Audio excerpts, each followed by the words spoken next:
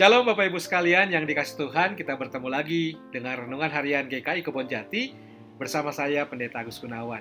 Nah saudara, hari ini kita akan sama-sama merenungkan dari surat Paulus kepada jemaat Filipi dalam Filipi 2 ayat 5 sampai ayatnya yang ke-11. Dalam tajuk renungan kita hari ini adalah Allah yang peduli. Nah saudara, saya akan membacakan bagian dari Filipi 2 ayat 5 sampai 11.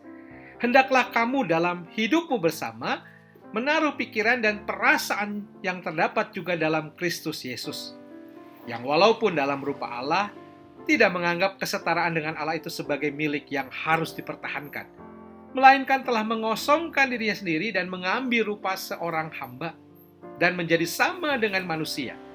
Dan dalam keadaan sebagai manusia, ia telah merendahkan dirinya dan taat sampai mati, bahkan sampai mati di kayu salib. Itulah sebabnya Allah sangat meninggikan dia dan mengaruniakan kepadanya nama di atas segala nama, supaya dalam nama Yesus bertekuk lutut segala yang ada di langit dan yang ada di atas bumi dan yang ada di bawah bumi, dan segala lidah mengaku Yesus Kristus adalah Tuhan bagi kemuliaan Allah Bapa. Nah saudara, ini adalah surat Paulus yang menggambarkan tentang bagaimana inkarnasi Allah itu terjadi dalam diri Yesus Kristus. Tentu saudara, kalau membayangkan ini menjadi sebuah ketertakjuban kita. Kita tergetar, kita terpesona bagaimana Allah dalam diri Yesus Kristus mau hadir ke dalam dunia ini. Dan Paulus mengajak saudara jemaat Filipi untuk punya pemikiran dan perasaan juga yang terdapat dalam Kristus Yesus, yang mau melakukan pengosongan diri, istilahnya kenosis, saudara. Karena dengan demikianlah saudara, ketika kita tahu Allah peduli, maka dalam hidup kita bersama, kita juga bisa semakin peduli dengan sesama kita. Nah, saudara, Profesor Joas Adi Prasetya pernah menulis pesan Natal di Kompas 24 Desember tahun 2021. Dalam tulisannya itu berjudul Allah yang melampaui kita, kini bersama-sama dengan kita. Dalam sebuah kutipan artikel tersebut, saudara, yang mengatakan sementara dunia menganggap Allah begitu jauh, Natal justru menegaskan dia dekat. Bahkan sangat dan begitu dekat dengan kita. Nah saudara, kalau kita membaca Injil Yohanes 1 ayat 1, di sana dikatakan bahwa firman itu adalah Allah yang mulia. Dan dalam ayatnya yang ke-14 dijelaskan bahwa firman yang mulia itu telah menjadi manusia. Dan inilah sama saudara yang dituliskan dalam Filipi 2 ayat 7. Menjadi sama dengan manusia. Dan ini menjadi berita terbesar segala masa. Sementara dunia menganggap Allah begitu jauh, peristiwa Natal justru menegaskan dia dekat. Dia peduli kepada kita. Dalam bahasa aslinya, saudara, lebih tepat dalam Yohanes 1 ayat 14 itu diterjemahkan sebagai berkemah di antara kita. Kenapa dikatakan berkemah di antara kita, saudara? Pada konteks waktu itu, ketika manusia berziarah di padang gurun yang tandus dan ketika malam tiba, saudara, para peziarah biasanya berkemah. Mereka tidak bisa melanjutkan perjalanan. Nah, di dalam kemah yang diselubungi oleh kegelapan itu, di situ terang diberikan. Allah tidak menawarkan saudara terang itu dari surga yang jauh dan mengundang manusia berusaha menjangkaunya. Walaupun sudah pasti apapun yang kita coba tidak mampu saudara meraihnya.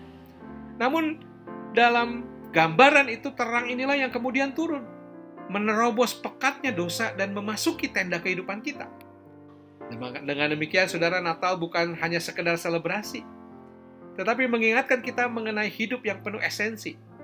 Dan hidup yang penuh esensi itu adalah hasil dari kepedulian Allah, dari kasih, dari cinta, dari kasih karunia Allah tersebut. Maka saudara, yang terpenting dalam melewati peristiwa Natal adalah pertama, apakah kita menyadari bahwa Allah begitu peduli dan sekarang berkemah dalam sudut hati kita yang paling gelap? Saudara, kita sudah terlalu lama berusaha memahami, mengerti maksud, makna kasih karunia Allah, tetapi gagal untuk merasakan, menyadari, dan mengalaminya. Kasih karunia Allah, saudara, pertama-tama bukan untuk dimengerti, melainkan dialami. Jadi sudahkah mengalaminya, saudara? Yang kedua, saudara, ketika kita sudah menyadari, mengalami kasih karunia Allah itu, apa yang berubah dalam diri kita? Sudahkah pola kasih Allah itu mengubah juga pola pikir, pola hati, dan sikap hidup kita?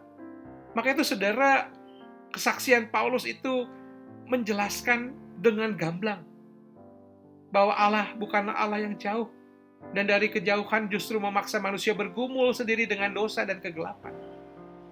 Dia firman yang menjadi manusia. Dia Allah yang peduli. Dia merelasikan dirinya dengan kita, saudara. Bahkan cara yang dipilih digambarkan Paulus dalam Efesus 2 ayat 5-11 tadi, bukankah sesuatu yang membuat kita takjub, membuat kita tergetar, terpesona? Dan itulah makna Natal. Allah peduli pada kita manusia. Ia menjadi manusia, berkemah dalam kemah kita. Allah memberikan kebenaran, keselamatan, dan penyertaan-Nya. Jadi saudara, Natal bukan sekedar pohon Natal terang, walaupun terangnya mengingatkan kita pada terang kemuliaan Kristus. Natal juga bukan sekedar bingkisan kado, walaupun bingkisan kado bisa mengingatkan kita pada kado Allah yang istimewa, kepedulian Allah melalui Yesus Kristus itu. Natal juga bukan sekedar hari libur, holiday, walaupun hari kelahirannya memang, saudara, sebuah hari yang kudus, holy day. Natal bukan juga sekedar ucapan selamat Natal retoris tanpa makna. Tetapi Natal mengingatkan kita pada pesan keselamatan, kepedulian Allah, cinta Allah bagi kita. Semua aksesoris Natal itu, saudara, tidak bermakna sama sekali ketika kita kehilangan esensinya. Makna Natal menjadi berkurang, hilang, atau malah sesat ketika kita justru kehilangan pesan sesungguhnya.